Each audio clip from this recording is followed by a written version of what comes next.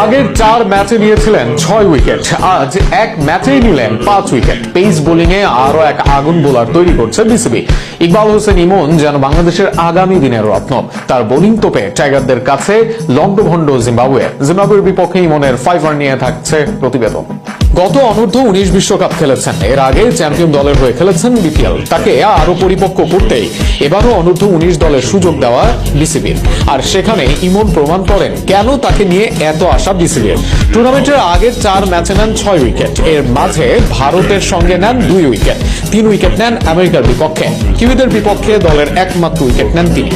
বৃষ্টিতে সেই ম্যাচ পরিত্যক্ত না হলে যুক্ত আরো উইকেট। সেখান থেকে এবার নিজেকে পুরোপুরি মেলে ধরলেন জিম্বাবুয়ের বিপক্ষে।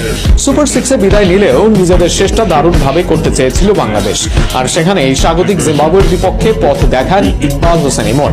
ইমনের পেস ও সুইংয়ে দিশেহারা জিম্বাবুয়ের ব্যাটিং লাইনআপ।